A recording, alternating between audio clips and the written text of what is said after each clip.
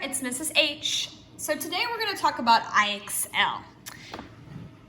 IXL, to start off, there's different ways that I got IXL to you. So one way is I did email it to all students in their Gmail account. So your login information and password is there. Also, I'm sent home a sheet that will have login information, and IXL will be one of those login information. So you have a hard copy of it also.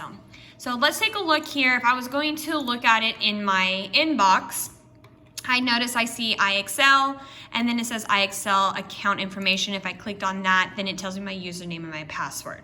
So once I have that, I can go ahead and go to IXL. Now there's different ways you can go to IXL. You can just type it in, IXL.com. You can go to the virtual classroom and hit the link. You can go to the Google Classroom, and then you can find the class websites and go to that link. Once you do go to the website, I do recommend that you do bookmark the page, and bookmark the page from the login point of it. Bookmark it to bookmarks bar, which is done. So that way, every time you click on the bookmark, it'll take you straight to this page. Another thing is, once you do put your password in, your username and your password, if you click this little button over here, remember, then that way it's going to remember your password and also your login information, so you don't always have to type it in. So I'm going to go ahead and click sign in. Sometimes you're going to get a little box and it's going to ask you, do you want to save this password? That's another option you can do, since this is your Chromebook right now that I'm using for the school year, and it is your Google account. So you can go ahead and save that so you have it too. So taking a look here, the automatic page that it sends you to is called the Learning tab. So here's your Learning tab that we would be doing. Now, on our Learning tab, we have recommendations. Recommendation is kind of a self-paced guide. There will be times that recommendations will be assigned. And you just go to this tab right here, recommendations, and then you work on the skills that are on here. Now, your skills are based off of your diagnostics, which you will be taking quite a few times throughout the year, because it always kind of reloads itself throughout the year. So with our recommendations, the recommendations do go off the diagnostics. And what I mean by that is, if you take a look right here, it has a little thing right here saying from the diagnostic arena. So this would be a good recommendation I would want to work off of, because based off of my diagnostics that I took, they're saying I need a little bit more practice in this area. And then same here, here's from the diagnostics area. So I really want to focus on those areas first. Now, let's say I don't have many of them in my recommendations. I can always say try something new. Try something new is just something that they're also suggesting for me to work on. So try something new is also another one. You always want to work on, like I said, the diagnostics first, and then you can work on try something new.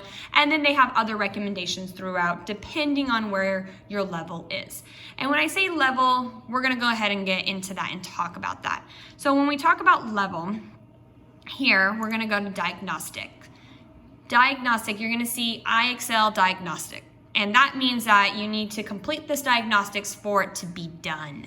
Now, to know if you completed this diagnostics is you would go into, you'll get something like this called your level. You'll get an overall math level, and then it breaks it down into the standards or the sections, and then you get an overall language arts level. Now, I only did a few for this example here, but if you notice, on my overall reading level, there's a range. So that means I'm not quite done with my diagnostics, because this is not finished. Just like all of my language arts is not finished, because these two, writing strategies and grammar, doesn't even have a range at all. And here, vocabulary and reading strategies does, and overall reading level has one. But my overall language arts level does not have a finished product of it yet. So how I know something is done is if I take a look at my geometry, you notice I have a star. So for me to know I'm finished with my diagnostics 100%, I need to have a star on each and every line. So that even means the top line too. I would have to have a star right here under overall math level, a star underneath numbers and operations, a star underneath algebra and thinking, and fractions, and geometry, and measurements, and data, and overall language arts, and so on. I would have to have a star, regardless of where the star is on the line. I would have to have a star on each and every single line for me to say I'm finished with my diagnostics. If I have any ranges like this, I am not finished with my diagnostics. So that's one key to know, because we will be working on diagnostics a lot throughout this time. So let's go back to the learning tab. Like I mentioned, here's recommendations. Then we have our skill plans. This we're not doing anything with, but we do have our math. So math and language arts. So recommendation is going to be one tab we'll be working out of. Math is another tab we'll be working out of. If I gave an IXL and I said, please go ahead and complete F.4, which is addition, subtraction, multiplication, and division word problems. Actually, let's go another one because I'm going to have to do. Okay, let's go ahead and say, I said, you know what, we had A.1. And A.1 in math, it would say math A.1 place value models. And if you notice, I put little stars next to the ones also that are going to be due. So we'll be having, anytime you see stars, you know we're going to be working on those ones. So what you do is you click on it, because that's A.1, and I said A.1 place value models. And then you start working out of here. This is now your worksheet. You can learn with an example. They'll give you an example. It does speak with you. And then they want to know what number is shown. Okay, so what number is shown? Well, that's 10 and that's 20. So we have 20. And I go ahead and I hit enter. And then tells me if I got it correct or not. Now, let's say I got it incorrect. So I'm just going to say, let's say it's 37. Oh, I got it wrong. So they're going to go ahead and they're going to give me the correct answer. But they're also going to provide an explanation to me. And that's something that's very important, especially during this distance learning time, is look over the explanation and see, why did I get it wrong? And it really tells you, it counts it, it breaks it down for the learning part of it, to help us understand why we got it wrong. And then once you look at the explanation, you say, okay, now I got it. Okay, so what number is shown? 1, 2, 3, 4, 5. I put 5 in here. I can hit submit or I can hit enter. And I got the work done. Now, when I say that your score has to be 82 or higher for this to be complete, so this assignment to be complete, 82 or higher. So what I mean is this number right here, which is called your SMART score, would have to be at least 82 or higher. Now, if I'm specifically working with students and there is differentiating or there's a struggle, I can always say, okay, you know what? I want you to go ahead and work at 75 for me. So whenever I'm giving a number, I'm talking about the SMART score number. Behind the scene of a teacher view of this, I can see how many questions they got right, how many questions they got wrong, how long they spent on things, if they just pretty much sat there and didn't really work, or they were really guessing at a lot of answers. So on the teacher side, this is very useful because I can really, even though we are distance learning, I can kind of get a good idea of where everyone is working and how long, if they're understanding the concept or not too. So that is how the IXL works, and for it to be complete, again, like I said, it has to be 82%. Now, I recommend students get no help past 75. And the reason is I say 75 is because 75 is like an average score. So if they can go from 75 to 82 by themselves, then that lets me know as a teacher, they understand the concept. But, you know, it does knock you down each time you get it wrong. Notice how I'm at 34 right now, and let's just go ahead and put an answer. Oh no, I now went down to 26. So that can be very discouraging, and I understand that. So that's why I do say, they can get help all the way up to 75, from start to up to 75. But from that 75 point to 82, I do highly recommend no help. That's that area to show that they understand the concept. And once they get to that 82, they can stop. Now, if they get to the 100, that's even better, because that's where they really push them. They take that critical thinking part of what they just learned and kind of apply it to an advanced level. So if they're able to get higher and get all the way up to 100, that's awesome. I do try to do incentives for reaching 100 at every IXL. So look for those also, but definitely the goal here is 82. And that's same with math, and that's same with language arts. So the same thing applies for language arts. If I say, okay, I want the students to go ahead and I want them to work on K.1, and that's going to be called select and use text features. So then they come down, they make sure that they're in the 4th grade tab, and then they come down, they say K.1, and then select and use text features. They go ahead and they click on it.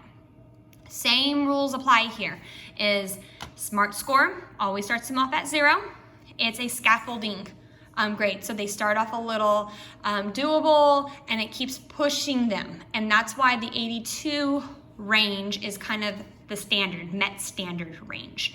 So once they get to 82, they could go ahead and stop. Or if they're like, oh, you know what, I'm really liking this, and I really understand this. If they can get to that 100, great, push them to that 100. But if they can't, 82 is the goal here. And also, again, help up to 75. And then from 75, let them go ahead and try it from 75 up to 82 by themselves.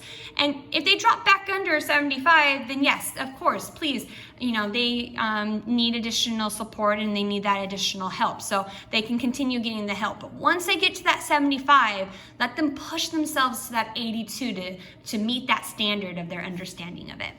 And so that's pretty much the IXLs. Another tool though, that's the IXL from the student side. So they're going to be working on the learning tab. They'll be working with recommendations, working under math. So if I say math IXL, and then I'll give the code to what it is, they would go down, click math, make sure on their 4th grade tab, and then find whatever letter and number I wrote. And then same with the language arts.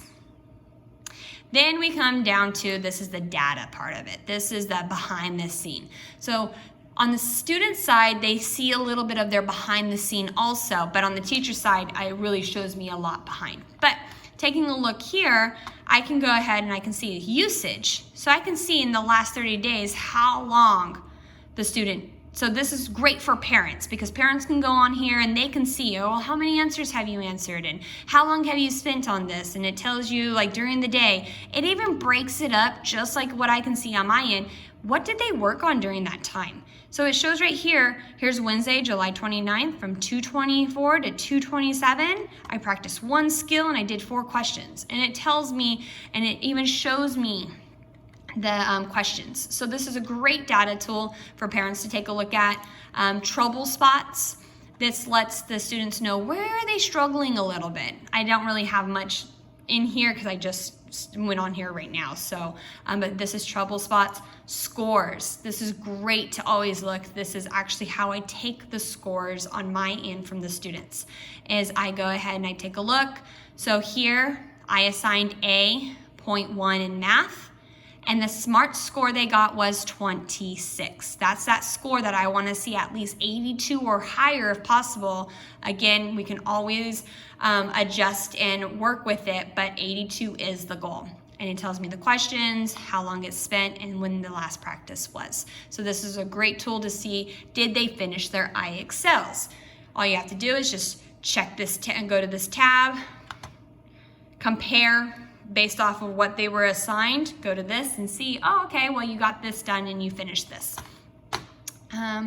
Questions, it breaks it down in questions again, which is great because you can kind of see this one. I don't really have the questions in here because I just got onto this site today. and then it shows the progress. So again, this tab right here does break it down for data, and it's a great tool for parents to check out to see where your student is, how they're doing, are they finishing their IXLs like they say that they're finishing their IXLs. So this is a great tool to take a look at. If you have any questions, let me know. Have a great day. Bye.